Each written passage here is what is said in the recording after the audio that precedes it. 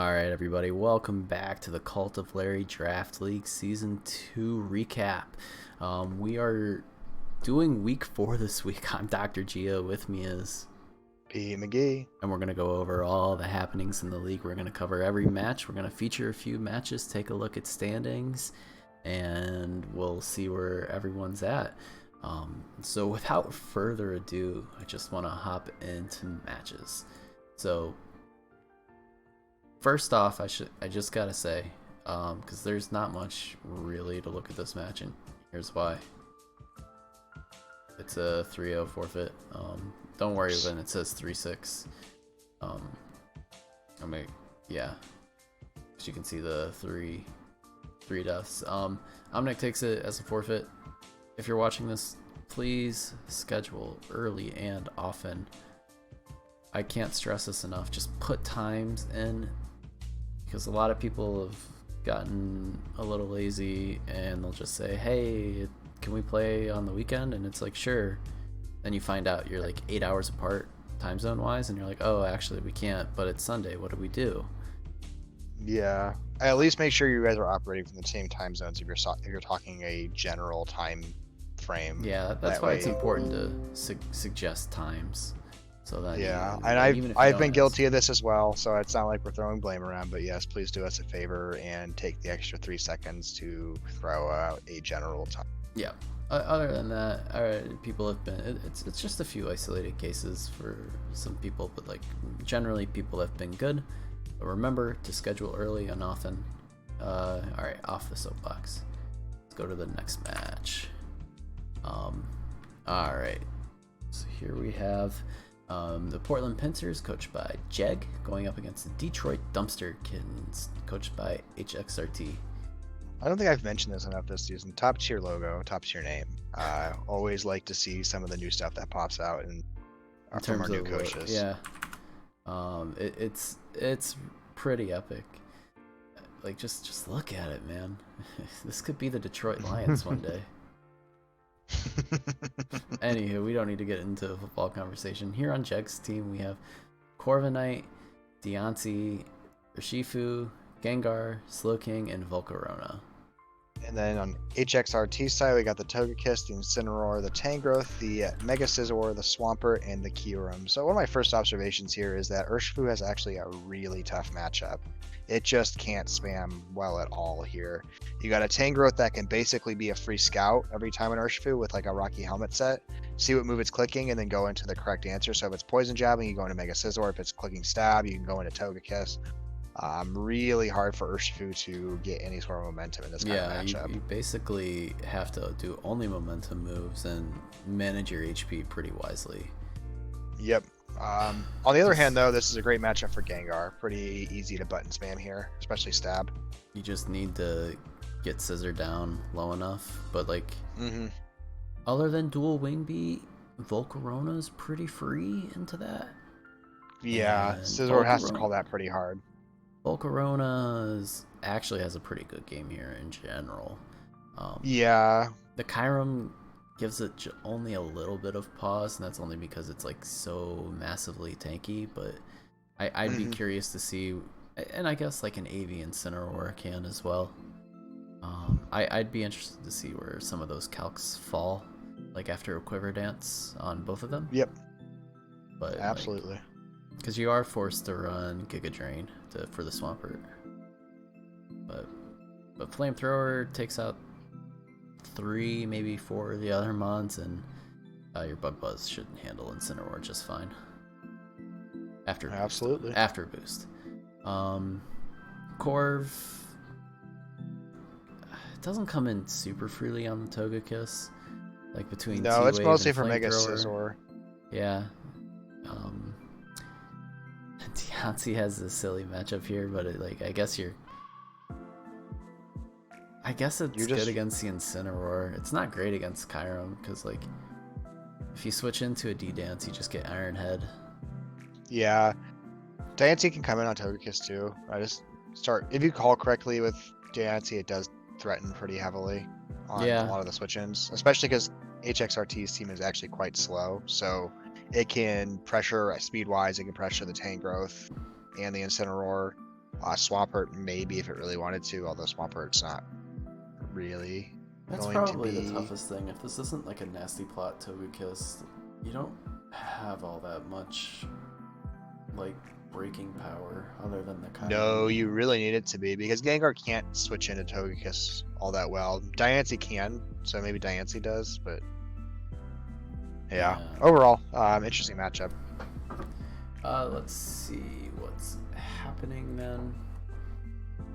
And So, if I remember correctly, and I could be wrong here, I'm pretty sure HXRT brought Rock Slide Kyurem for the Volcarona. I might be remembering another league though. I think he did. Okay. So he takes the good Volcarona kill as the Kyurem comes in. The Urshifu I think was coming into some rocks problems, or not rocks, but some helmet problems. But like it was just you turning around, and it would bring Gengar in. Gengar, threatens, gets a KO. Yeah, all the Urshifu switch-ins are threatened by Gengar, so if you can manage the chip damage from Rocky Helmets for long enough, Gengar does what it does here and picks up 4 KOs. Yeah, so it's just a nice solid win from Jeg. Yeah, well done. Let's see what's next. Here we have Mike CW going up against GDP, the northern Pokemon against the Bleakwing Therians. So, on the Mon sides of things, they have Mew, Mega Blastoise, Swellow, Alolan Muck, Serperior, and Celesteela. And then on GDP side, we got the Landorus Therian, the Mega Venusaur, Larry the Pyukumuku, Infernape, Raikou, and Tapu. Pyukumuku doesn't do a lot here. I guess I take it back. You can manage Blastoise and Celesteela decently if it's a Spadef Pyukumuku, which isn't the most common of sets, but it has utility here to manage both of those mons, especially if they're offensive. I feel like it struggles against like Alolan Muck and Mew, because you're always going to get poisoned. You're going to lose your lefties. Mew's just going to taunt you pretty easily. I think the most heat version of Larry you can bring to this week would be like a minus Spadef. I know exactly. Switch into Superior with innards out. I've done this before. I forget what. But like you get rid of that, and like all of a sudden Feeney's looking real strong. Like you don't need it with Mega Venusaur, but I like to see it if it shows up. That may even fall apart though. If Roxette were ever to go up, so you could just do it with a heavy duty boots. True suicide, Larry. But on the other side of things, Scarflando looks pretty good here. I don't know if that's what this ends up being. Like, it's a little hard to switch into things though, other than maybe like the Mew, because Alolan Muck has Ice Punch. Even then, like you don't want to. Bandit Infernape's what I see popping off here mostly for GDP side. That's like the mon that he doesn't have a switch into because Bandit Flare Blitz starts to break things apart. Blastoise maybe has 1 to 2 switch-ins on that. Yeah, and if you ever switch into the Bandit Close Comm or with Blastoise, it's done. Yep. Venusaur also does pretty well against Mega Blastoise if you run it offensive because you outspeed it 80 to 79 or something like that. That's true. So you can always get your Giga Drains off, and you're pretty threatening with your 3 stabs, and like your 4th move can be Sleep Powder for the Celesteela, so it can't come in for free. Raikou just Volt switches around. Feeny has a weird role where like can always get revenged with pretty easily by Superior. Alolan Muck 2 can poison it once the terrain goes away, and if it's AV Muck, it takes a lot of CM boosts to get through that. Like to the point where Feeney's just getting shut down by Poison Jab. I mean, it's a tough matchup or maybe a Scarf Trick Set is probably one of your better utility ones to shut down the Mew or Muck switch-ins on it. Even if it's a setup, Celesteela giving it the... Yeah. So if I'm Feeney here, I'm trying to get rid of an item that none of these mons want to have because I just don't have the breaking power to be good in this matchup. Sticky Barb. Yeah. Although you like to see that. That's actually maybe not great with Muck being the normal switch in, and it's just gonna start knocking shit off, and it'll pass the Barb. So it maybe isn't the greatest set this week, but maybe it's something to keep in mind. Alright, so Mike does take this. I think this was the match where Feeney just like tried to set up a little too hard. Like it was up with like 2 or 3 CMs, and it was just like staying in.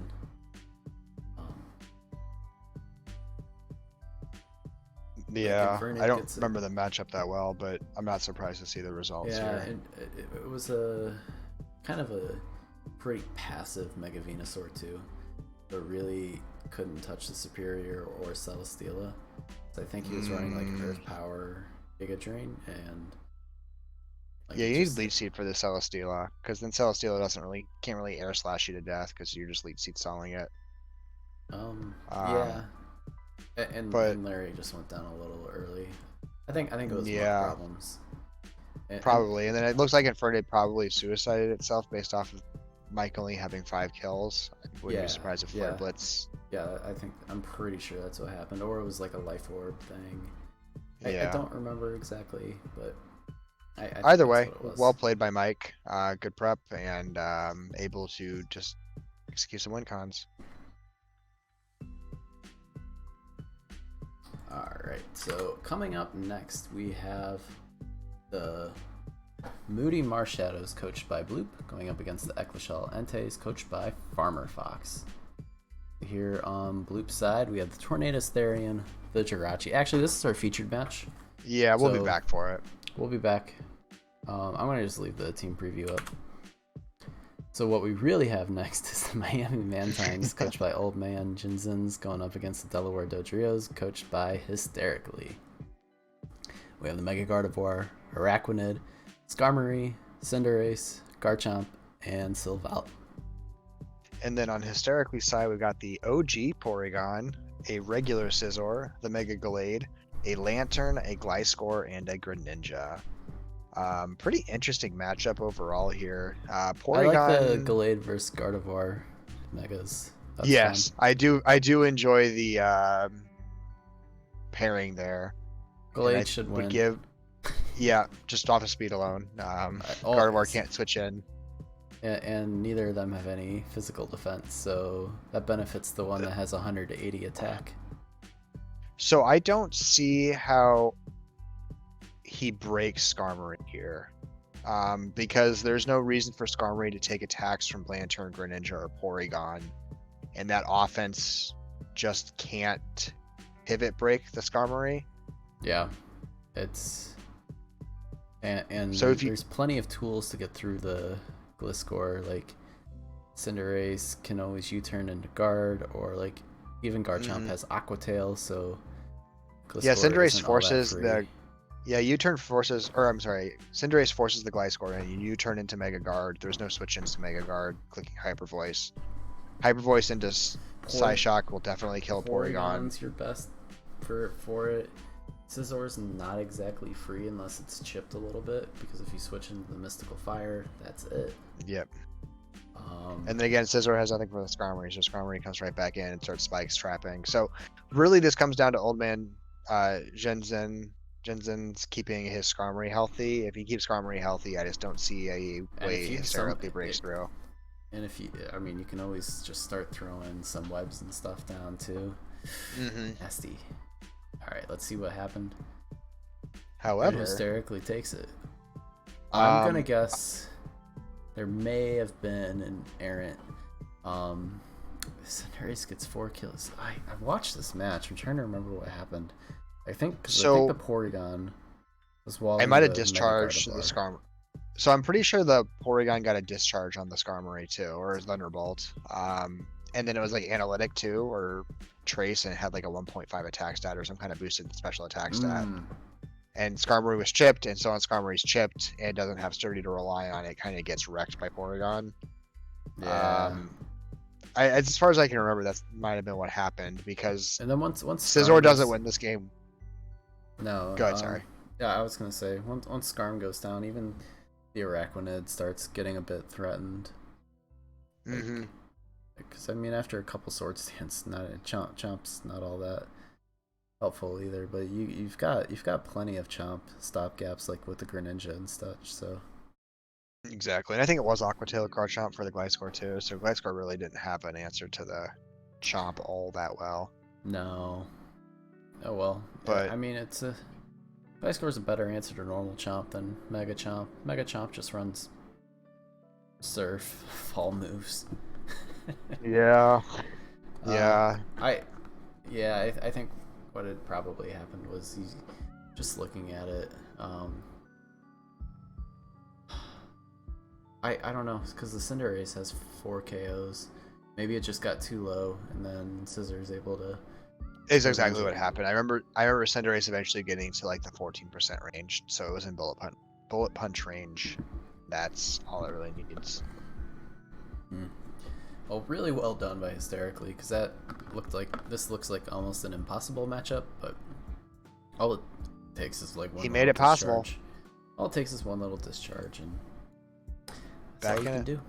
Oh wait, I think he PP stalled Roost on Skarmory. If I might be remembering that. He may have PP stalled this. Gotta check it out. We may be totally off base. That's okay.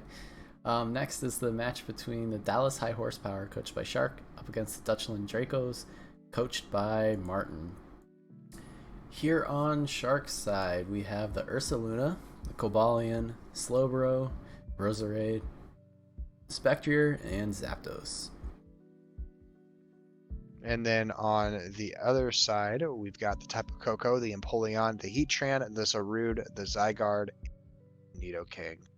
And just as a quick recap, Skarmory in fact did run out of Roost PP, so that is how you do it. All right. It was 118 turns of Roost stalling, and Was it that long? came out on top. Yeah. So sorry, quick sidetrack there. Well done on PP stalling the one Mon stopping you and getting a win because it couldn't heal itself. All right. So this Shark match. Ursaluna and Trick Room just KOs everything. Yeah. No switch-ins. Facade basically destroys everything except for the 2 ground or the 2 steel types, which then get obliterated by Earthquake. Even with Shukaberry, like Heatran, even with Shukaberry, ain't surviving. Empoleon with probably any chip ain't surviving an Earthquake, and Empoleon doesn't really threaten Ursaluna because it's not that strong. So Ursaluna can take a Scald. What's it gonna do? Burn it? Yeah. And then the Zygarde really struggles to get through Slowbro. You got to use like a sub-toxic set. It's really your only way through Slowbro. I don't think Shark brought it here, but I know Shark knows of it. One of my favorite Slowbro sets I've ever run into, and Frandy brought this actually against me once, was a Flame Orb Slowbro to deal with Zygarde. Because then Zygarde literally has nothing. You need like +5 to. It's gross because you just Ice Beam and Ice Beam and Ice Beam, and eventually Zygarde is forced to leave. 2 Ice Beams will KO you if you're like super bulky. And so this is the problem too. Is like Empoleon always switches in on Slowbro, but then Slowbro just teleports away. Yep, and then Ursaluna comes in, or Zapdos comes in, or it's Empoleon gets shipped down a lot. Spectrier comes in because Zarude's actually one of my favorite Spectrier answers because of jungle healing. So you can you can just be a Spadef set, and you don't have to worry about the burn either. Yeah. All right, so let's take a look at what actually happened. And Spectrier gets 4 KOs, but really there was some big breaking done early on with Rain Dance Roserade. Like I think it Rain Dance. Oh, that's right, Weather Ball. Yeah, into the Heatran. Well, Heatran set up rocks, and then it hits it with a Weather Ball for like 80%, and Heatran's just broken. Yep. Or something like that, like right off the bat. Zygarde gets checked by the Slowbro, and then eventually, like, the Zarude switched into Ice Beam. An Ice Beam or something. So and that was a rough mistake. So it loses like 70%, and at that point with rocks, Shark eventually gets some rocks up. So with the rocks up, like you're no longer checking spec, and yeah, I think it became a Coco would come in. I think it was Scarf Coco because it would like volt switch out. Something would die to Spectre, come in, volt switch out, something dies to Spec, and then okay, Spec finally dies. So I don't know if this is by design. Obviously, Shark is having the salty run back with the Ursaluna. Was not successful with it all that much last season. So he's definitely doubled down on the Ursaluna, but it's really been the Spectrier show for Shark's team in the last few weeks. Really has. So I don't know. I don't know if Ursaluna is just trying to be the intimidating force that scares people's prep and makes them forget they have to also answer Spectrier, or if Spectrier is just kind of the mon he's aiming around win cons now. It's a little unclear, but he's got two great sweep pieces, whether he runs a Trick Room set or just like OG Spectrier with Shadow Ball. You can even do both. There's nothing stopping you. Yeah. One so breaks, I the do other wins. I do one last comment from that match. Martin had a speed tie situation with the Coco versus Spectrier, and he walked away from it, and then eventually Coco comes in and actually clicks Dazzling Gleam and goes first and kills the Spectrier, and he sacked like 3 mons in the interim. So Shark definitely benefited from that. Oh, I choice thought by Martin. It was Scarf. No, it was leftovers Spectrier. So Spectrier was confirmed, not Scarf, and then Coco didn't Coco Scarf. No, because he sacked like 2 or 3 things before he came back in with Coco and then tried attacking again. So, I think Shark had won that game by that point, but I think Martin probably could have held his differential a little bit. Sometimes you got to gamble at 50-50s. Shark certainly did, and it paid off well for him. Yeah. Alright, so last, certainly not least, we have the Hopes Peak Deoxys, coached by Joshua, going up against the British people, coached by Chargebug. So here on Josh's team, we have Jellicent, Latios, Porygon 2, Weezinglar, Mandibuzz, and Steelix. And then on Chargebug's side, we got Dracovish, Blacephalon, Rabombi, Rotom Wash, Hoopa Unbound, and Doug Trio. So one of my favorite things with Joshua, sometimes I think he forgets to bring offense and just brings a lot of defense to some of his teams. This is the Latios show. It's just Latios or bust. I mean, pretty... Oddly enough, like, Chargebug's team has no defense. All offense. But the offense doesn't break easily, except for Hoopa, kind of, but it doesn't even get through Mandibuzz that well. I mean, Dracovish has Crunch for Jellicent. Like, it's not a switching. But, like, I don't know, man. I don't have a good internal calc for, like, Banded Vicious Rend, so I assume everything just dies to it. I think that's... Wheezing, I think, takes like 90-something%. It can survive, I'm pretty sure, especially if it's neutralizing gas Wheezing. Then it's only 60%. Great. Yeah, it's great. But yeah, there's just a ton of breaking power here. This is actually, it seems like a great Hoopa match. Like, yeah, you just got to get through the Mandibuzz. That's the one mon that's tough. Because if you get through Mandibuzz with the Hoopa, because I think it has, it has Thunderbolt, Thunder Punch, things like that, but it has to get those. Because if you click Hyperspace Fury, you got to switch out, because you turn for Mandibuzz now, basically one-hit KOs you with the defense drop from true. that signature move. So there's some concern there, but if you can deal with that as Hoopa just a little bit, you're popping off for major damage. Doug Trio is interesting in that, like, you can always sack something to, like, the Mandibuzz or the Jellicent. Get Doug Trio in. Well, you can't trap the Jellicent, but... No. And Latios outs... You could do something with Latios as a revenge kill, or a chip down Steelix. Yeah. So maybe it's not as interesting. But Josh does take it 4-0. And... yeah. I think it really Dracovish couldn't break Jellicent. It really what it came down to a lot, because Blacephalon really couldn't break P2.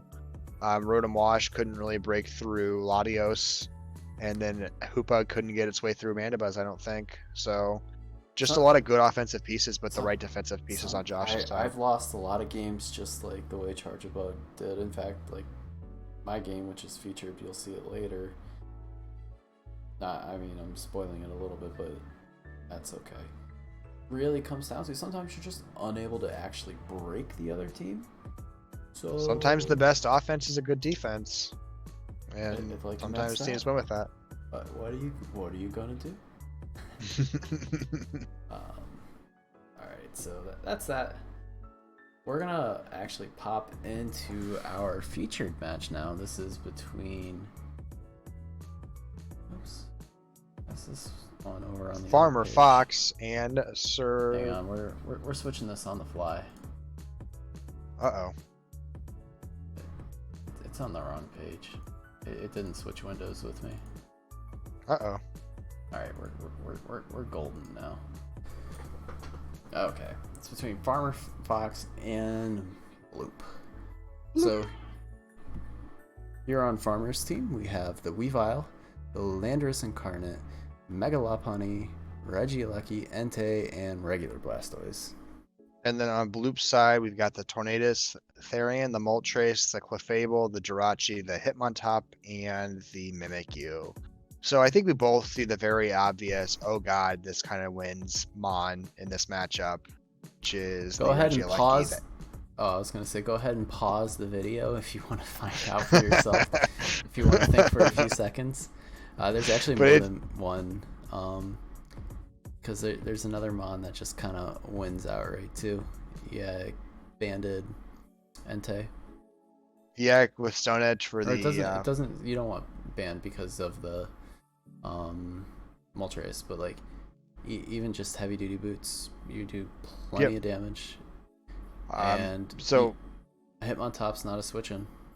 I'm sorry. No. You'll get burned. So if you're Bloop here, you're basically like, I gotta win in 15 turns because every time something pivots, like a Lopunny clicks U-turn, a Blastoise clicks flip turn, a Landorus clicks U-turn, I'm sacking something to Entei or Regieleki because they just do that much damage. I don't know if Fox knows this set. Like Mega Lopunny kind of really likes Flame Body Moltres because it gives you Facade. So like, there's no answers to that. One thing like this team could do is you just click Power Up Punch, get burned, and then you just sweep. Oh, you gotta deal with the Jirachi still a little bit, but like a little bit. I mean, once you get burnt and you click Facade, Jirachi, if Jirachi switches into that, Jirachi's 2-hit KO'd. Yeah, so the only out at that point is Mach Punch Hitmontop. So oh, that's gross. That's gross. So yeah, I'm gonna remember that. That was something Zach and I were talking about one time when I think he had the Mega Lop. I don't remember. At this point, between all the T-Gens, we've drafted it a couple times, so it's come up. But anywho, let's get into the match. Let's see what happens. Yep. 3, 2, 1, go. So we have the Regieleki lead because there's no ground types. Easy lead. It's the freest Volt Switch ever, or even Thunderbolt. Okay, that's yikes. All right, well there's a KO. Something's down. Oh, maybe you stall us out.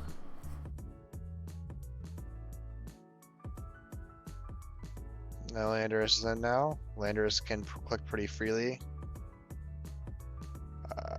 Sub. Oh. Okay. Okay. I respect it. Do we have the rock slide? Yep. Ooh. Physical Landorus. You love to see it. Oh, I love it. Triple Axle. Nice move. Not so great for Entei.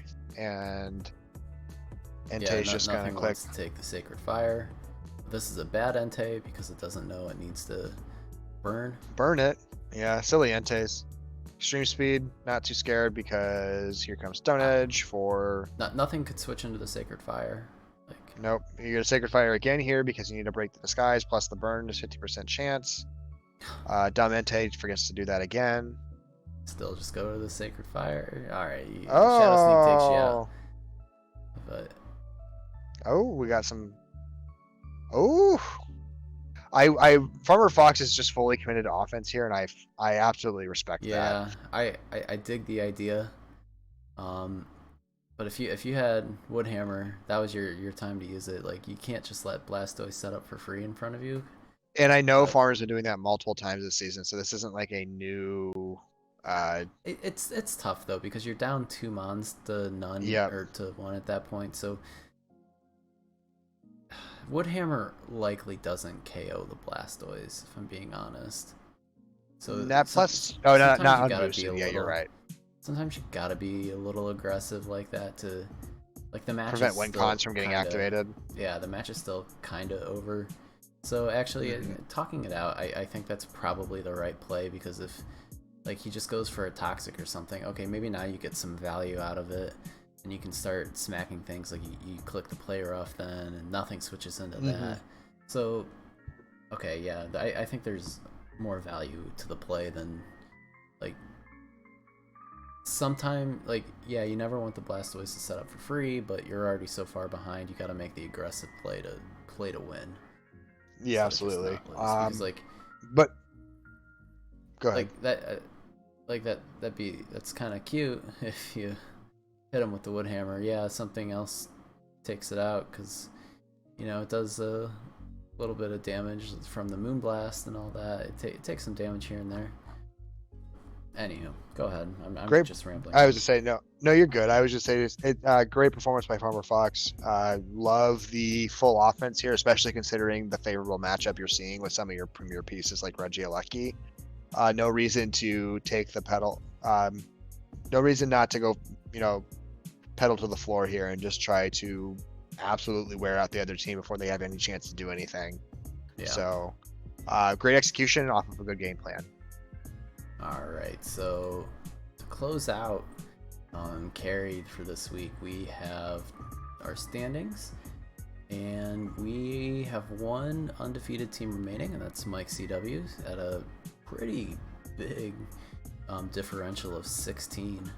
But close behind, we have a bevy of 3-1 teams, and then a ton of 2-2 teams, which is a nice sign for Tox and Martin, and that they still have a very real path to playoffs. Maybe not even necessarily winning out. Yeah, you probably want to. It's tough like that. But 4 and 5 teams can make playoffs. You're only 2 games last behind. season. You're only 2 games behind 6th and 7th place. So, and there's a chance you're playing one or multiple of those 2-2 teams, so you can easily help reset the bracket a bit by knocking them down to like 2 and 3 or something like that. So. Certainly a lot of room to maneuver here, just a little less flexibility on the number of wins you need at this point. Taking a look at the kill leader side, we have Ghost types reigning supreme with Spectre and Gengar at the top, followed closely by Zero Aura, Dragon, Scizor, Blastoise, ton of 5 KO mons, Mew, Mega Garchomp, and then Skarmory from the one game. Still sitting on that 5 kills from that. Great Skarmory game. Sometimes that's all it takes to sit on the leaderboard for weeks. Just an early, strong performance, and then a lot of mods take a while to get past that. Yeah, again, you love to see it. You do love to see it, especially because everything else on here is pretty boring. I mean, Gengar, especially at the top, are a little uncommon, but seeing them on the leaderboard is not that uncommon. Yeah. All right, coming up next, we're gonna shift gears into Disciple. Here we have a match. Did I switch the scene? I did. I see it. Yeah, it looks different. Well, you can't see the the stream. Like, you can't my see bad. Streamlabs. Looks good from my point of view still. Yeah, of course it does. This is the match between the Midwestern Ultras, coached by Shuriken, going up against the Waikato Chestnuts, coached by Liger. I don't know why I had a Gar. Ligar. Gar alligator. He's a Gligar. Let's see what the mons were brought. We have Hisuian Gudra, Pidgeot. This is supposed to be a Mega Pidgeot, I believe. Landers seems that way. Landers, Therian, Vaporeon, Rotom-Mow, and Mew.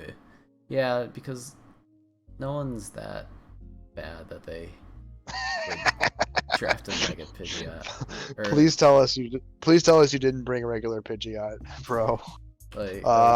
Anyway, on Ligar, the Gligar's team, we've got the Mega Scizor, the Tyranitar, the Latias. I believe it's Mega. No, never mind. He's got Mega Scizor. Tyranitar, Latias, Cinderace, Milotic, and Gliscor.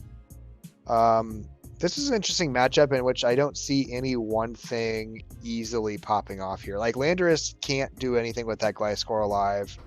Hisuian Gudra struggles to break the Milotic. Mega Pidgeot doesn't really have great answers for the Tyranitar.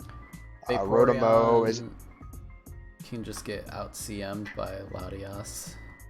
yeah. So like it seems like this kind of falls on what kind of spice is the Mew bringing here that might break open the game, because I don't see easy paths for anything else to pop its way through.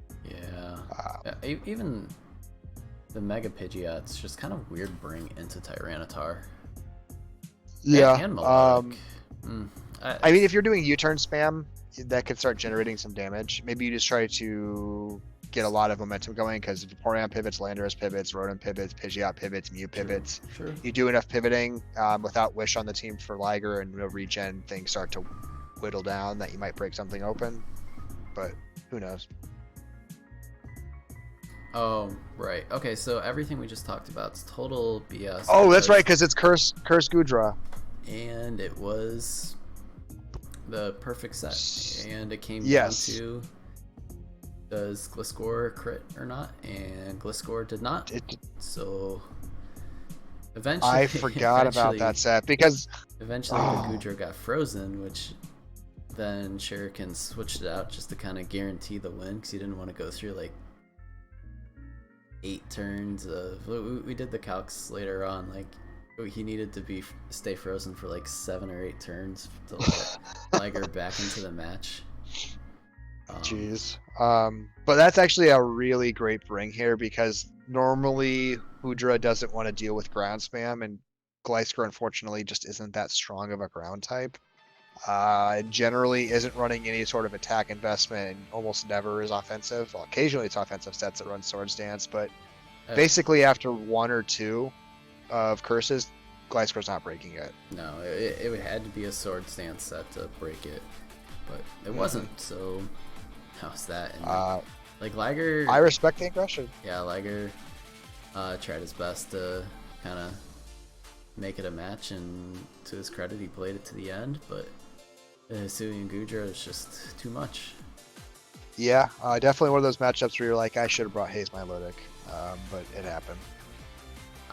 I mean, you look at that team and you're just not ever expecting Curse Gudra.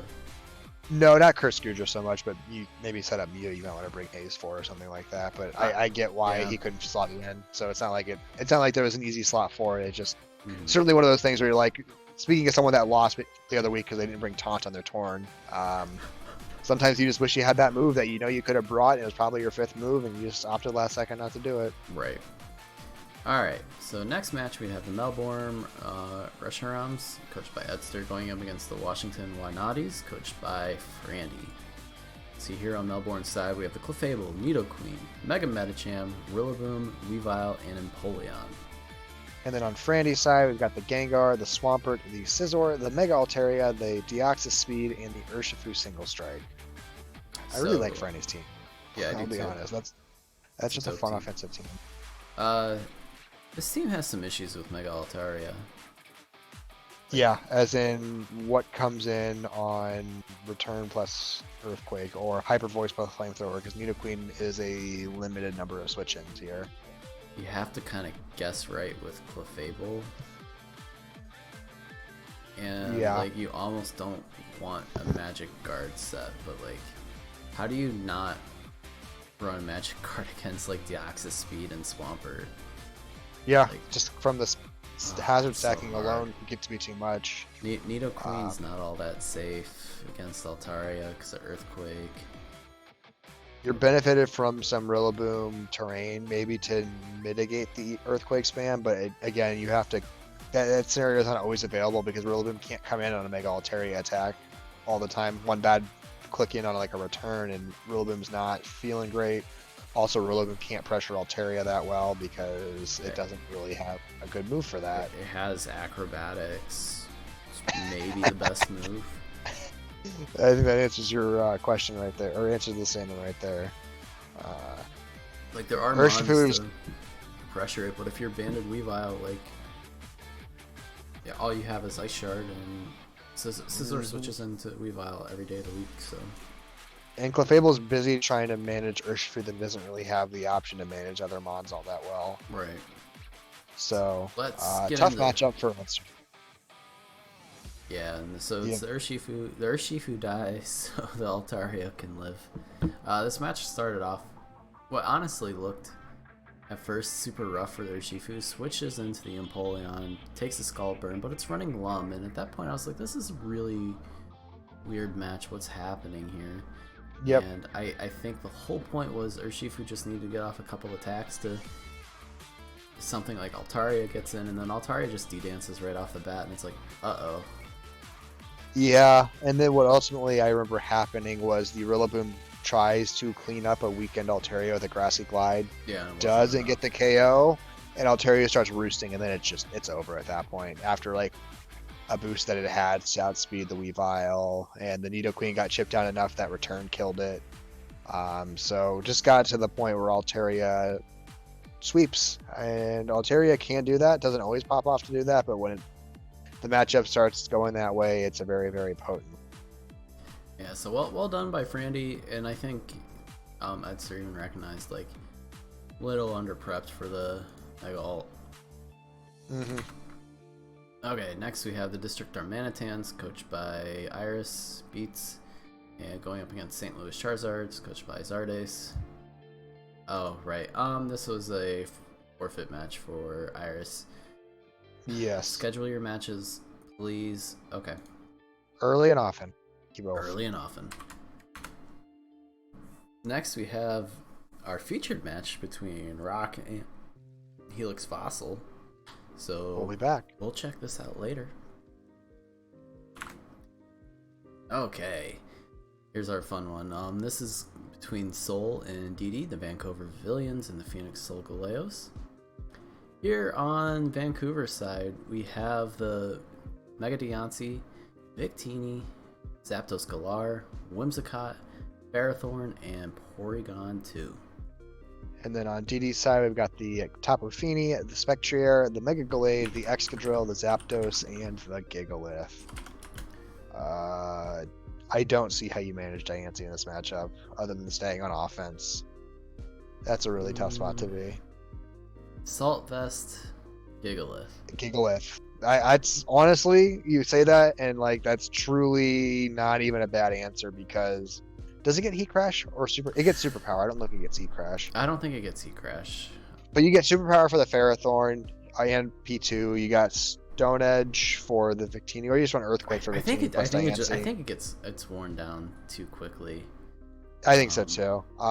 But yeah, so the Diancie is just a really scary mon in this matchup, because even if that's the set you do run, Gigalith has a very limited number of switch-ins on Mega Diancie, especially if it comes in on like a Diamond Storm. It starts to get chipped down even quicker. Yeah, and gosh, this is really tough. At least your Zapdos matchup is good. This is a really nice Whimsicott game. Like, just looking at the 6 mons here. Yeah. Like, because if Excadrill, ever does something where, like, you switch... Like, I know it's a bit tough, but, like, you switch into, like, the Rapid Spin or even the Earthquake for some Whimsicott builds, you just kind of encore it, and you're like, okay, free... What you gonna do now? Free something else. Like, if you... So, yeah. Like, alright, Spectrier, though, if you can get rid of the P2, it's done. The game's over. Big if, especially because Porygon 2 has virtually no reason to hit the field except for Spectrier. Maybe Fini, but Fini has every reason to run knockoff in this matchup, because the only mod not coming in on Fini reliably is the Mega Diancie.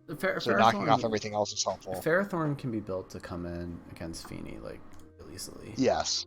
And then you just but Ferrothorn's your primary Excadrill answer, so Ferrothorn's definitely getting pressured here to manage 2 mons. Yeah. Victini, though, handles Mega Gallade pretty well. Like, you gotta watch for some knockoffs, but... Yeah. A lot of offense here, very limited defensive options, so really it's who gets momentum first, I think. Let's take a look, and Soul is able to take it with a 2-0 victory. Yeah, everyone puts he's the mad lad that brought Specs Whimsicott. Yeah. That's what I'm pretty sure it was. God, that mod is scary. Was it the Specs Moonblast for? Yeah. Into like Zapdos or something, and you're like, oh. 65, and it's like, Uh-oh. This is not what I expected. I expected a leech seed or something here, and I could just stall that out. But Whimsicott actually can with specs do some decent damage. And Whimsicott and Rabambi both are the like surprise spec fast fairies. Moonblast is a stupid move, man. there's no punishment for it. 30% chance to drop your special attack, so a lot of switch-ins can get entirely neutered just by switching in and taking that -1 special attack. So dumb. And then he's got the double fairy too, which actually is like you're gonna double up on It's- typing. Like fairy's a good one to do it. Yeah, especially because Mega Dancy isn't playing that defensive fairy role. I mean, Whimsicott's not doing it well either, but between the two, you get a functional enough defensive fairy to manage Yeah. dark types. So well done. Like Yep. I think, you know, once the Zappy goes down, Zapdos Galar is pretty free to break, and even though it only gets 1 KO before it goes down, it's just the way it goes sometimes. Yeah. Alright, coming up next, we have the match between the Kansas City Cleavers, coached by egotistical Elekid, going up against Ohio, the whole state, coached by Zeke. Never not funny. So I'm pretty sure at one point in the chat, just literally just writes Ohio. Alright, so here on Kansas City's side, we have the Zygarde, the Latios, Tapu Lele, Celesteela, Melmetal, and regular Pinsir. It is a regular pincer. Interesting. And then on Zeke's side, we got the Metagross, the Seismitoad, the Rapid Strike Urshifu, the Tornadus Incarnate, the Tapu Koko, and the Meluetta. Okay, looking at Interesting this matchup off here. the bat, Zeke's been really fond of setting rain manually this season with things like Tornadus or even all Seismitoad, weathers. He said, and then just trying to get some rain said- momentum going here. It's Certainly seems like a good doable matchup for that. Urshifu It's- in the rain is pretty scary. Seismitoad Yeah. has coverage for basically everything between Hydro Pump, Ice Beam, and Sludge Wave. So interesting scenario here. Coco has no switch-ins. There's no switch-in on Elekid's side at all. AV Melmetal's your best bet. Scary. Zygarde does okay as a switch in too. You just can't.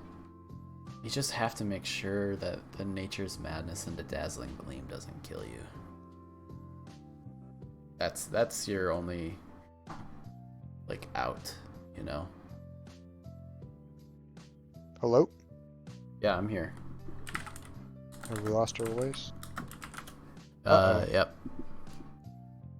Might be having some technical difficulties. Uh-oh, I cannot hear Geo. Okay. Can Geo hear me? I can hear Geo. All right, you can. Yeah. I can. We're back. I've been talking. Ohio did this to us. This is, of course, from Ohio. Yeah, this is Ohio's fault. The only thing I've noted I said is like it hasn't been just rain that Zeke is set. He set that's sun right, a he week did. or two ago. That's right. I forgot about he did a sun one. So Zeke's playing with weather without traditional weather setters. I love to see it. So, but this week, let's see. Yeah, the only other thing is like, yeah, Urshifu Rapid Strike has a pretty great game. Yeah, let's just check the results. Move away from our technical difficulties. Yeah, and Elekid takes this 2-0. It's a Scarflele who just kind of comes in and starts revenging things. So I mean, you get Metagross removed from play, and then Lele has a pretty easy time. And, you know, Metagross coming in on a well-timed Shadow Ball from the Lele just about neuters Metagross for the rest of the game. I want to say it was Pinsir that took the Metagross out. Interesting. I guess there's not really a great... I'm surprised Pinsir was able to pop off in this match, I'll be honest. Between the Torn, the Koko, and the Urshifu, Pinsir doesn't really have easy button spamming. I don't remember exactly, but I do. The thing I remember most is like the Scarflele put in a lot of work because the Metagross goes down early, and like before the Scarf is revealed, like Coco switches in on the Moonblast and Oh, yeah, that's and rough. then like so you think you can like U-turn out, and then it's like no, Moonblast, and it's like, uh-oh. That's actually it for you. Yeah, and like losing Coco is like such a big deal.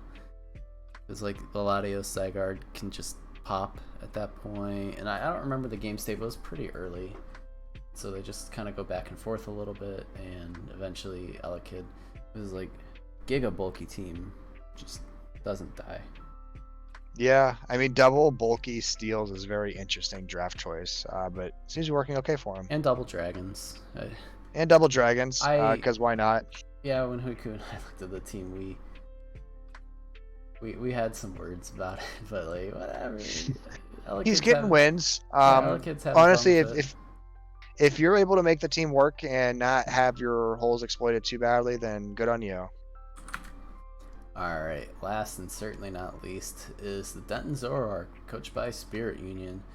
Going up against the Chelsea Chestnuts, coached by Waka. So here on Denton's side, we have the Garchomp, Corviknight, Weezing, Decidueye, Umbreon, and Starmie. I think this is a Mega Garchomp, actually. It might be. I can't remember. On Waka's side, we've got the Tornadus Therian, the Slowking, the Como, the Obstagoon, the Rotom Heat, and the Golurk. So there's not a lot of...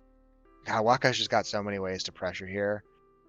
Torn has no safe switch-ins besides Umbreon, but you can just U-turn on that or something into the Como, and if you're like a Clanger Soul Como or a sub Belly Drum Salix set Como, then you're just chomping at the bit for that opportunity of Umbreon coming in. Obstagoon, just clicking Facade, pressures Umbreon super hard. It could be a sub Nasty Plot Rotom here, so there's just not a lot of switch-ins on the Torn. Obstagoon smacks things hard, Como smacks things hard, Rotom Heat smacks things hard, and Spirit Union just doesn't have a lot of speed to play with. I don't know how you do that here. Like, it's tough. Starmie really wants it not to be Spadef invested Slowking, otherwise Starmie is just getting shut down. Yeah, Thunderbolt, like Life Orb, Analytic, Thunderbolt's like your best chance to break the Slowking, but I don't think it does. Depends on the investment, but probably not. And like, even then, like, Torn can come in against other versions, just U-turn out. Mm-hmm. So, let's see. Yeah. Yep. Yeah. Obstagoon just kind of breaks everything in half, and yeah, because neutralizing gas, Wheezing helps a little bit with the Guts Facade, but it doesn't negate the Guts. It doesn't negate the Facade 140 attack power on a normal type getting stabbed. With it just probably just doing giga damage. So Wheezing probably still gets 2-hit KO'd. It might just barely eke in a 3-hit KO range, but one of those and it's out of that protection. I'm sure it gets messy. I'm sure it's 2-hit KO'd. Yeah. No, you may be right. It may be close, but still. Yeah. I mean, Garchomp isn't an answer to Obstagoon because of Ice Punch. Corviknight's an okay answer, but it gets knocked off, and then there's plenty of other answers to Corviknight like Rotom. So and once everything goes down, or like once the Wheezing goes down, Kamo's like, okay, it's my turn. I win now. Yeah. So just a lot of good offensive options for Waka here, and just such limited defensive solutions there, and it's not really. It's one of those matchups where it's like, yeah, I don't know how you win this, and the results are kind of apparent just because the matchup was so one-sided. Yeah. So we're gonna change gears here. We're gonna take a look at our featured match. This is between the crazed insane man. This is the Rock. Going up against Helix Fossil. So here on Rock's team, we have Nidoking, Terrakion, Granbull, Slowbro, Greninja, and Mega Mawile. And then on Helix Fossil side, we got the Landorus, the Zeraora. Love that combination. One of my favorite combinations I've not yet gotten to try. Heatran, Delmise, the Sneasler, and then the Mega Gyarados to wrap it up. Alright. So let's get into this 3. Oh, we need to talk about it first. So I really kind of like Helix's matchups here. I think the Landorus just kind of goes ham. There's not a great switch in. Like AV Slowbro can manage it a little bit. Turn out. Yeah, it can only do it so long. and it invites things And like if you- Zero Aura in. And if you get rocks up beforehand too, like that gets tougher. I think it's just such a great Landorus game. What do you do? Yeah, and then your answer to Zero Aura clicking Plasma Fists is a Nidoking, which only can take like a knockoff one time. Two times. It doesn't do as much damage the second time. Well, no, but it No, takes the it's first done. knockoff, lives, and then if it comes in again and gets it knocked off again, Yeah. then it's just KO'd. So it's a really tough matchup not to get pressured by those top 2 mons to oblivion. I feel like Delmise is a decent enough switch into Nidoking in the short term. Like, it will die, but if you're not running Ice Beam or Flamethrower, which, looking at this matchup here, like, you're running Ice decent Beam enough. Ice Beam probably, but like, Sludge is neutral. Yeah, Ghost coming in handy here for that typing. Sometimes you forget Ghosts can actually resist moves. Yep. All right, should we get into it? Yep. All right, 3, 2, 1, go. So here we go. We've got the Greninja going up against the Zero Aura. That's great. Knockoff, wonderful. He looks 20%. Perfect first turn. Go to the Delmise and this is definitely an AV Delmise off of that little bits of damage. If I'm Delmise here, I predictably click Anchor Shot or something like that because obviously Nidoking's leaving. Yeah. But even Anchor Shot does some pretty decent damage. Yeah, it's stab technically. Yep. Earthquake misses and. Yeah, if I'm Gramble, if I'm here, I switch to my Slowbro and scout it out or something. Yeah, it's just a needless death. And now without the Granbull, it gets a little tougher to handle things like the Gyarados or the. Yep. But okay, so Mawile comes in. It gets rid of the Chople. It's doing big damage. That's definitely an AV Slowbro. It's off the future sight, but if it's AV, then it can't actually Scald here. Out. No burn. Mega Mawile. Power Whip. Still does decent chip. That does nothing.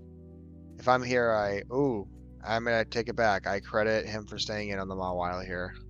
Yeah, that was a making sure that can't sub. 25%. Yep. Earth Power is free now. It was always free, but now it's free. Yeah, I really wish we would have seen like a substitute there. That would have been dope. Subbing on Mawile is really cool. Yeah, so Slowbro's real weak. It's got to get out. Freest Earthquake ever. Absolutely.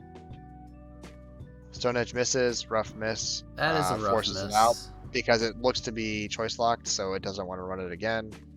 A Spadef drop here is pretty big. Actually kind of forces it out. Stealth Rocks. Kind of what you great wanted for the anyway. chip. All right, so the Hydro Pump still gets the KO here. It's really nice. Yeah. Ooh. Nidoking comes in here on a predicted Plasma Fist. Gets the call right. All right. No great switches to Nidoking now. Good thing with this is... Oh, that did not do a lot of damage. Mold Breaker coming in play. Sludge Wave does not do the chip you need it to do. Whew.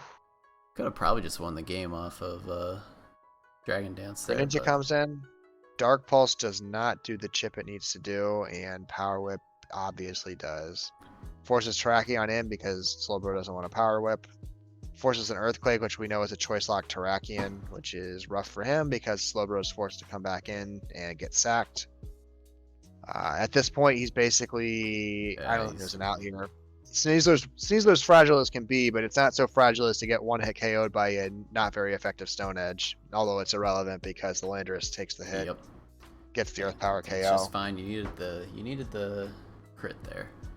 But, yep. So great performance by Helix Fossil here. Yeah, it's just a really well done match. Landorus is a top point mon for a reason. It just kind of claims KOs. I think Brock made a mistake sacking the Granbull so early when Slowbro was an AV set and could have managed very easily this Landorus. So I think that was the only slip up of the match that really broke it open, and Helix Fossil took complete control of that afterwards and executed very well. Yeah, well done. Alright, let's jump on over to our standings list. Here at the top, we have Soul and Waka, both 4-0 apiece, followed closely by Pro Shuriken and Helix Fossil. A few more teams at 2-2, ranging everywhere from 2 to -3 in terms of differential, and then only one team. Wait, okay. this can't be right. Yeah. Okay. So there's some funky going on with the schedule or with the standings. Who broke it? I blame Sparky. That scapegoat causing Yeah, trouble. Oh, it's because someone put in the forfeit wrong for Iris. Tis no big thing. All right, there we go. Easily fixed. Everything will be fixed. All right, so Zardes is still at 0 wins, but that could easily change. Never mind. Back. Sorry. No, it's all right. I mean, you can kind of see the rest there and where everyone else stands. At the top of the KO leaders board is 2 from the same team. The Mew and the Gudra. Dang. That's really impressive, actually. They have 19 of the possible 24 KOs that exist for... Not even 24. He can't have more than 23 KOs, and 19 of them are from those mons. Very cool. So, Mew, no surprise. You know, Mew usually has one game a season where it's like, okay, I'm going to get 5 or 6 KOs. So you'll always see Mew pop up early-ish or at some point. The Hudra, however, that's pretty surprising. Yeah. Especially because it's not just like, oh, I'm an AV, you can't break me. He brought, obviously, the curse set we talked about. He's been putting in quite a bit of work with the poison move that lowers Spadef by 2. Acid spray. Acid spray. Great move. A lot of work with that. But you know, everything else kind of makes sense. You've got the Obstagoon's kind of going ham, but like Sneasler, come on, there's a lot of 5 KO mons. But like top of the pack with Mega Gyarados, Mega Charizard Y, Mega Deontay, Mega Altaria, all those make a lot of sense. Yes, although I'm definitely, of all the Megas you could have told me to pick for the top 10, I definitely wouldn't have put Gyarados. I mean, not that Gyarados, Wyzard, and Mega Altaria aren't good, it's just usually other Megas pop up so much more and get the KOs. I think Mega Gyarados has a lot of opportunities to pick up KOs with the SD absolutely. Set. SD Gyarados is surprisingly underutilized. DD Gyarados, sorry. I messed up and made you mess up. Now, I just wish it looked cooler. Mega Gyarados looks stupid. Yeah, I have no... I can't even rebut that at all. Yeah. Okay, anywho. That's your standings. We're gonna move into Master now.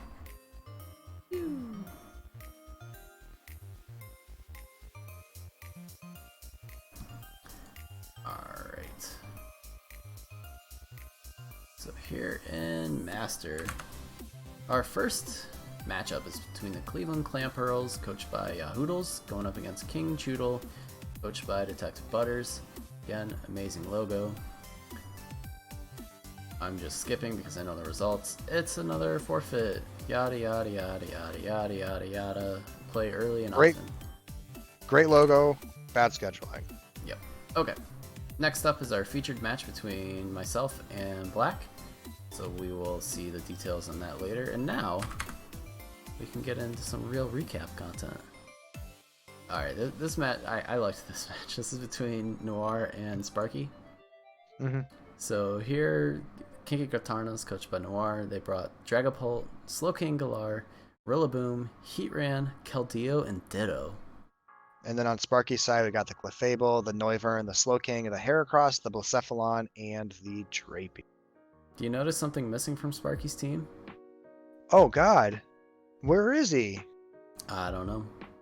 But anyway, is he so scared about the reverse Ditto copying or something? I have no idea. Let's Interesting. Without spoiling the result, I don't have any clue. So looking at this matchup here, There's like one reliable way for Heatran to die, and that's Heracross. So like if Heracross isn't preserved, Heatran kind of just doesn't Cleans up. die. Like, Yeah. because it maybe if Blacephalon gets enough boosts or Heatran takes enough chip, So Blacephalon Blacephalon's gets in a through, really weird spot because if Blacephalon gets a KO and it's not Scarf, then Ditto just comes in is like, okay, I'll take that free boost, and then I'll just click Shadow Ball because there is no switching at a +1 Shadow Ball. Drapion is probably to a KO, maybe not, but not in a good spot. and if you're not, well, I mean, even if you're not Scarf either, Dragapult Revenge is pretty easily done. Rillaboom, Yeah, so I mean, Blacephalon, like a banded Rillaboom does like 57% at least to Blacephalon. It's at least, like, if not more. go run that calc. Like it's actually sickening. So it ain't free. it's a tough Blacephalon game. Now like Heracross kind of just goes ham. Clefable, the Calm Mindset's decent enough against Glowking if you can make sure it doesn't have an Assault Vest. Absolutely. But it probably does because it's Glowking and trying to Oh, and then there's Rillaboom too, so like, no. That's okay, tough. Clefable's not popping off. It could be like a Life Orb Clefable with like Psyshock, yeah, Moon Blast, and Focus Blast. Heatran though, you can't get through Heatran. Focus Blast. That's how I beat it with once. I ran a Life Orb Clefable, got the Heatran to come in, did Focus Blast, did like 80% to it. Oh. Heatran was not feeling so good after that. Well, needless to say, this was a very close match. Very Heracross, close. you know, is picking up the KOs. I think it catches the Ditto. Was it Scarf or was Switch. it Guts? I think it was Scarf with Guts. It just didn't have Oh. the Flame Orb. Like, just like for Heatran stuff. Like if you get burnt. Yeah. But like eventually it just kind of goes down, and this was a really weird endgame where I don't think either of them played it all that well.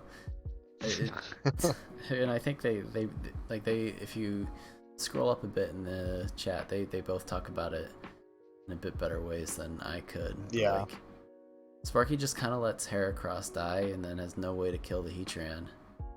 But Yeah, that's how he loses them. Oh, he Yeah. basically loses because the Heatran can't be broken, and then eventually. Yeah, I mean, like Noivern, I think misses 2 Hurricanes in a row, hits the third against Heatran before it dies, and it only did 11%. So it's like that doesn't put it in the like Blacephalon can OHKO at range because it's just it was Yeah, because I think Blacephalon came on and got the revenge kill eventually, but it got weakened so much down that the Rillaboom just clicks Grassy Glide, game over. Yeah.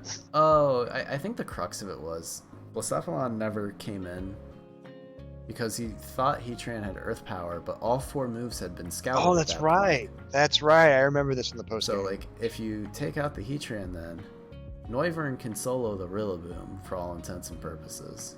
Yes, it can't Grassy Glide through Noivern. So just a slight hiccup. Slight hiccup may have been the difference. slight hiccup in the order there. It was a pretty good match otherwise. Absolutely. All right, next up. Hey, this was another pretty good match. I'll do that team on the left. It's the Potam Puikamukus, coached by Cheats McGee. Cheats McGee. And it's At it again. against Alberta Surge, coached by Hoiku. All right, go ahead and introduce your team. Yeah, so I got the Tornadus Therian, the Hippowdon, the Amoonguss, the Zoroark, the Dracovish, and then this garbage Pokemon called Cleavor. Hoiku has the Zeraora, Mega Pinsir, Tapu Fini, Deoxys Defense, Excadrill, and Chandelure. So this was a tough matchup in prep for me because I don't have real answers to Chandelure. Breaking Fini Deoxys is really hard too. Like, you've got the Dracovish, so I guess you technically Kind can. of, sorta. So I get lucky. We'll talk about that in a second. But with the Chandelure, I guess where I was at, I was forced to run AV, Amoonguss, Max Spadef just to get out of 2-hit KO range from Flamethrower because I didn't really have switch-ins. But the good news is, because of how bulky that was, then Chandelure clicking Shadow Ball, which was otherwise pretty free in this matchup, ends up doing like 25% or something low. Oh, okay. And Amoonguss has good moves for everything because it has Stomping Tantrum for the Chandelure. Sludge Stopping Bomb can start Tantrum, Sludge Bomb, Giga Drain, and Clear foul Smog? play, Oh, Foul foul Play. play For for Excadrill. the Excadrill trying to Swords Dance or the Pinsir trying to Swords Dance. Especially this Excadrill thinking it could Swords Dance pretty freely because I can't pressure it that hard with it. Yeah, more for the Excadrill than the Mega Pinsir. The Mega Pinsir Yeah. resists it, so even if it's +2, it's still only going to do like 40%. Mega Pinsir doesn't resist. Yeah, Flying bug Bug. resists. It resists Not dark.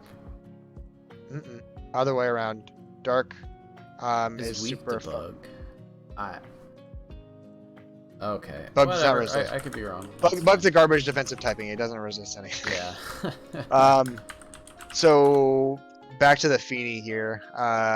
Cleaver gets a fun move. It's called Cross Poison, which has a poison chance, so I get the sheer force boost on that. So my whole goal in this matchup basically is to just chip Catch the the Feeny Feeny. with that. Because at that point, Dracovish just starts cleaning up KOs because the only resist is now in range. And So let's talk about it then. That's yeah. exactly what happens, right? You catch the Feeny with a cross poison. Yep, but I was confident when he led Feeny, he was gonna expect me to go to an Amoonguss and then trick me something. So I stay with Cleaver and Cross Poison, expecting him just to trick or Moonblast or something like that. Not gonna click Surf because Amoonguss seems like such an obvious switch in there. But he clicked Surf, which good on him. Removes my Cleavor immediately, but I get the chip I want, which is what's really helpful here. And then Amoonguss is doing great work all game until it gets burned by Flamethrower on the Chandelure, which lets the Chandelure survive another attack because I click Stomping Tantrum, which has half damage.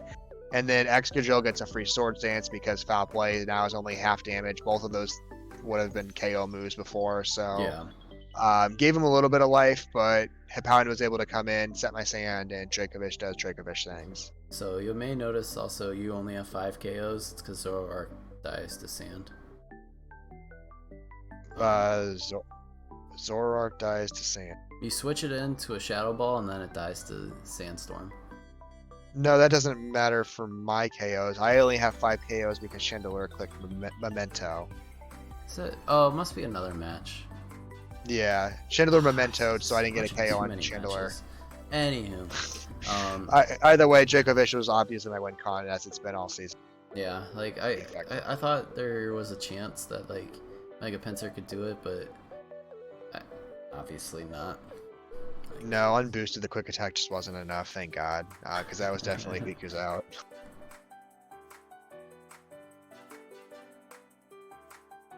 Hang on 1 second. Checking You're one good. things are yeah, we're an hour in. We just gotta Who's along? Okay. So let's move on. Well done. Next time Huiku couldn't play a non-cheater. Yeah, that's So- really the reason he lost here. He got Cheats cheated. McGee. Alright, so here we have the Republic City Firefirts, coached by Cloud9, going up against the Miami Delphox by Fact Luigi. So they kind of went into this like to do like half memes. Yeah, they play each other so much that there's no energy left to play each other seriously unless it's a playoff match. I'm pretty convinced. Yeah, and especially both of them are doing pretty well coming into this week. So Yeah. So here on Cloud9 side we have Tapu Koko, Sneasler, Landorus Therian, Frostlass, Victini, and Tyrantrum. Yep. And then on Fax team, we've got the Empoleon, the Kyurem, the Toxtricity, the Sylveon, the Zapdos, and the Crocodile.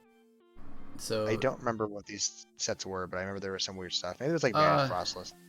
Okay, so yeah, I remember Claude's theme. Cause like I said, it's only like pseudo memes. They're not going like full meme. So every mon on Claude's team is banded. That's right. I remember that now. And then And Kyurem was Dragon Dance, and that was that. Kieran was like, yeah, Dragon Dance, Roost, and Ice Beam or something. Yeah. I don't remember. So but- as soon as Sneasler went down or something like that, it was just GG's because I don't think Kieran has any even semi meme sets. no, it doesn't actually have that deep of a move pool, surprisingly. The Toxtricity or the Sylveon was Specs. I don't remember what Toxtricity was. I think Krook died before it could do anything. So Didn't Napoleon Sword Dance again or something like that? Maybe not. Maybe I'm misremembering. yeah, it from did, that Ursuline and matchup. then Oh, it but did? it died because everything's banded. Yeah, so it got like Wild Charge or something like that. Or Earthquake, just close combated. Or Bolt Struck, or yeah, Earthquake. Yeah, everything kind of smacks him. So it was a fun match though. It was a fun match. No sweeping victories here. I'm Like- sure these coaches will see each other again. All right, so we're gonna move on to our next match. It's between A12 and Jadon, the Arkham City Delibird against Heat Sets Inc. Here we have the Terrakion, the Zoroark Hisui, Mega Slowbro, Articuno, Deoxys Speed, and Thundurus. And then on Jadon's side, we got the Lantern, the Enamorus, the Necrozma, the Greninja, the Garchomp, and the Mega Kangaskhan. Pretty fun matchup here. The Articuno, once again, is actually pretty scary here. You're somewhat reliant on that Garchomp being able to get a Stone Edge on there because Lantern's not breaking it, and Enamorus might struggle to break it depending on the investment. Greninja doesn't have a move for it. Kangaskhan may or may not have a move for it. It can be a really stally mon pretty quickly just because Jadon doesn't have a lot of raw power on this team. He's got some setup mons, but not a lot of raw power. The Kangaskhan, or the Kangaskhan, like the scariest thing this match may be it's spreading paralysis with Body Slam. Yep. Like, cause that's like otherwise like Terrakion's a free switch in, and nothing really wants to switch into like the stab combo. Does struggle a bit with hitting Hisui and Zoroark because one of its favorite coverage moves is Power Up Punch, and True. So it's need... forced to carry something else for Hisui and Zoroark, and it wants to be a Dark attack, but also it has to be extra careful because of the Terrakion hitting it with the Dark move. So a lot of pressure on the Kangaskhan to click well with its button choices. So let's kind of get into it. Let's see what happens here. I don't actually remember. I do remember. Other than Zoroark things happening, bots, they have no idea. Can't process it. Can't process it. So Zoroark obviously dies here. There's a moment, and I'm pretty sure. See, Articuno misses a KO on, I think, the Lantern. Okay. By like 10% on a freeze try, so it goes down. Or it might have even been on. It might have been on the Greninja too. And like once the Articuno kind of went down, the whole rest of the team just kind of fell apart because like Necrozma sets up again, and even though it goes down, like it gets toxic as it Mega Slowbro comes in as it's like setting up its sword stances. It toxics, gets lummed, toxics, or it misses the first toxic, hits the second, and so it eventually goes down. But like it does the damage, and the Lantern just like can't die at a certain point, and everything gets cleaned up. Yeah. So I think if the Articuno gets the super effective KO, you got a game on your hands, but it didn't, so you don't.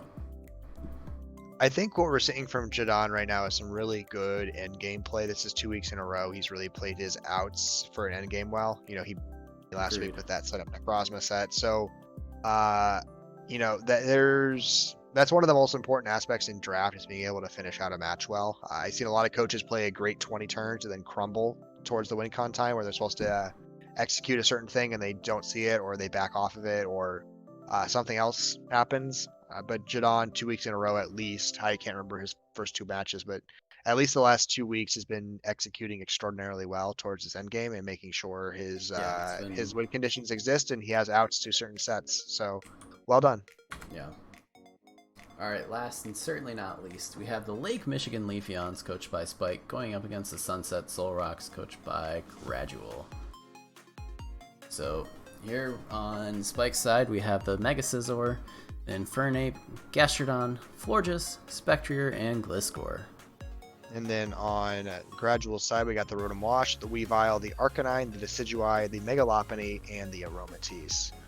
So really? you were just talking about the set, and it makes so much sense here. It's crazy. The facade megalopony, just because that's like the one thing Spectrier wants to do to it is burn it. And so if Yeah, I think even bringing Spectrier against Megalopony's not great. Like, I can see it if you can pressure enough with hazards, especially because in this meta, Gliscor has spikes and Lopunny doesn't have protection from spikes. So if you can have hazards like that on the ground where it's not like Stealth Rocks and Lopunny is only taking 6%, but if it actually starts to chunk, then I can see something like Spectrier being able to clean out a game. well, between the Mega Lopunny and the Weavile, it's a weird bring for Spectrier because you just get pursuit locked. The pursuit, I will agree there that the pursuit trapping for Weavile is too much for Spectrier to handle, especially because all Weavile really has to be is Scarf, and Spectrier's doomed. And that may be a little more fortuitous than you think.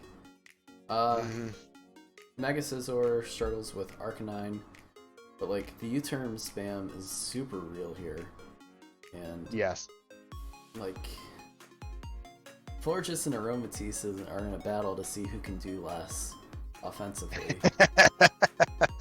but I mean, like the wish passing is super critical for this match because like you have the Gliscor, Gastrodon, Mega Scizor holding the line up against the Aromatisse, Arcanine, Rotom Wash, Decidueye, because like Weavile and like Megaloth will win you the game, just like Infernape and Spectre will, and kind of Mega Scizor too, kind of Decidueye too, but like it's tough. Like this is a very defensive minded, because like the Gastrodon always beats the Rotom Wash other than like toxic sets.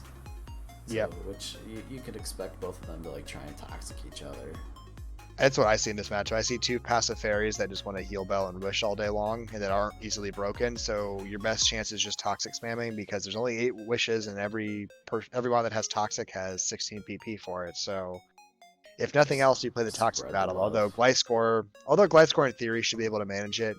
Mons like Rotom Wash running toxic are really effective because Gliscor can't switch in on them. Or should. So we're gonna get into the match here, and it's a 1-0 for Gradual. It in fact was Scarf Pursuit Weavile. I was speaking and all 3 KOs come off of Pursuit. Oh really? Enough, yeah. I mean, two of them were like low HP. Yeah, low HP. So it's like just the safest thing to do to guarantee the KO. Because like Mega Scizor is still alive and healthy, so you just click Pursuit, so you get the KO. Yeah. I think what really struggled for Spike here was that he just had such limited options to break that Arcanine. It was a bulky Arcanine. There was one point in the game, and like it's so sad to see because I think it's mildly offensive Mega Scizor, but the Arcanine has 15% HP, and it's gotten the Intimidate off, so you're -1. And there's probably 0 way that the Bullet Punch KOs. Yeah. So it's like, oh, that's heartbreaking. Yeah. But like, what are you gonna do? Yeah. So eventually, it comes out that Gastrodon's not Storm Drain; it's Sticky Hold. So Rotom Wash is able to finally break through because this is a long game where they're playing the defensive. Long one. Everything's super defensive until Mega Lopunny comes in and they trade Florges for Mega Lopunny. And so at that point, the backbone's it's broken for Spike, so the game will end. It's not a guaranteed Gradual because he's missing a big piece of offense. He just has to find a way to get the Arcanine down. And he almost does it, but Gradual plays a really good endgame. Arcanine could not be broken. Infernape wasn't close combating successfully. Spectrier got taken out of play. Gastrodon got taken out of play. I think Gliscor eventually got chipped too hard on a flamethrower and couldn't get. Because I don't believe it was Roost was the other thing. Yeah, here. It did not have Roost. It had U-turn, and so, Earthquake, Spikes, and something else. And Spikes. Yep. Okay, and the Facade I think is what did him in the end because he wanted to have a move for Rotom. I mean, it almost worked out real well until just the end game state. But so really well good game. Go back and forth to finish it out. Okay, we're gonna jump into our featured match. This is between Black and I. Go ahead and introduce Black's team. Yep. If you'd like. On Black's team, we've got the Mew, the Nidoqueen, the Mega Aerodactyl, that good old Machamp of his that he is definitely in love with, the Hydreigon, and probably the scariest one of the matchup, literally not ironically, it's the Clefairy. Yeah. So, on my side, we have the Urshifu. This is single strike.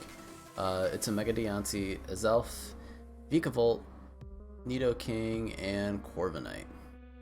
So, kind of looking at it here, this is a super bulky team for me to break. I have to find a way to break the Clefairy, and the only It's mon stupid that how I well have, Clefairy answers the Urshifu. the only mon I have that can break it is, well, I mean, like, I guess technically Corviknight and Nidoking, but they both have to also be able to handle the Mew, and that is not a given. No. So Clefairy is just a great answer for Urshifu here because you can't poison it in a relevant way because of Magic Guard. Urshifu doesn't have knockoff, which is like the one kryptonite for Clefairy dealing with dark types, is a lot of them have knockoff, but Urshifu doesn't. And so Clefairy can sit there with its Eviolite, not caring if you try to trick it with a poison jab because it'll just Moonlight up or soft blow it up the next turn. And so like even if you catch it with the poison jab band, oh, you've got Nidoqueen to come in that takes like no damage from it.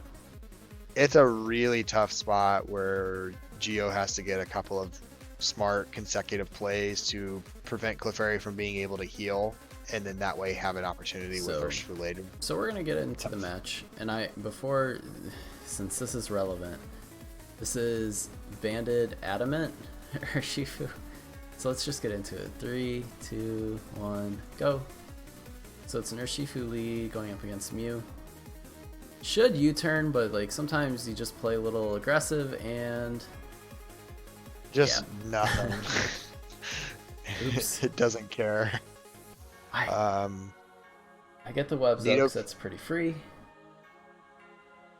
He rocks because that's pretty free. Yep. And then I think you're subbing here. Yep. Yeah. So I sub. Everything's feeling pretty good. Feeling great. And then I feel really bad.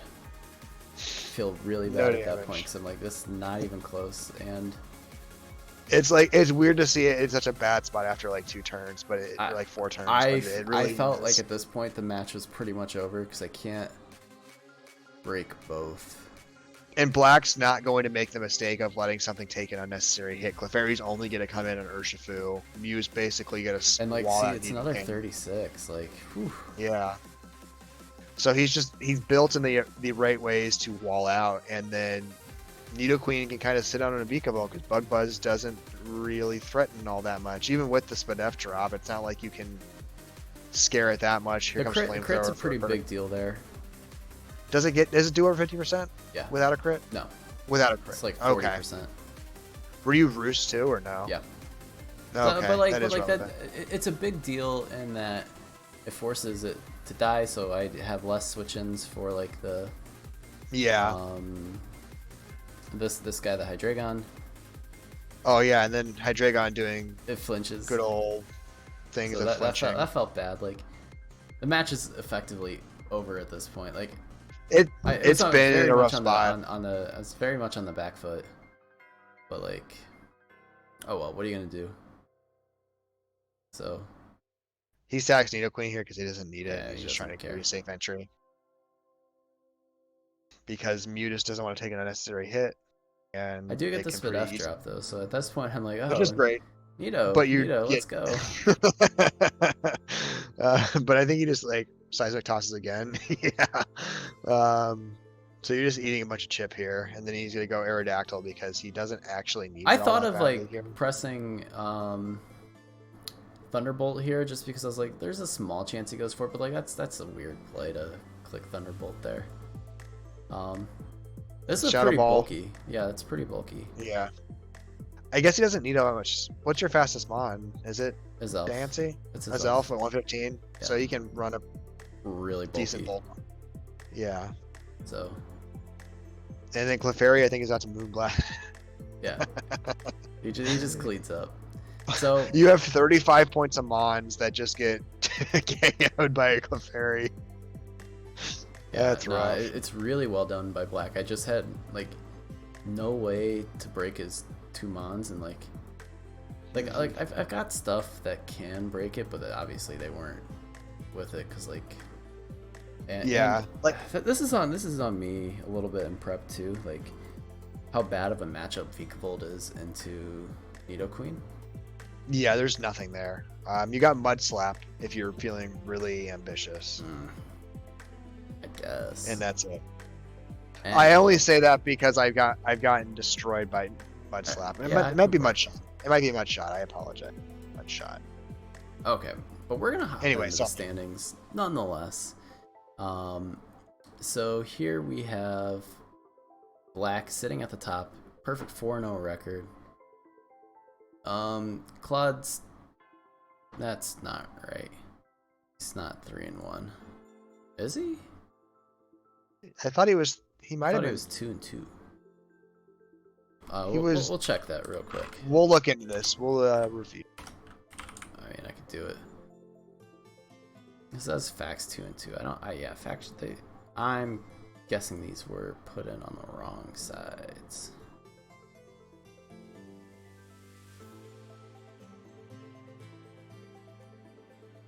Nah, whatever. I'll look into it later. It's not a big deal right now. Okay, but so I mean they're both still in playoff contention.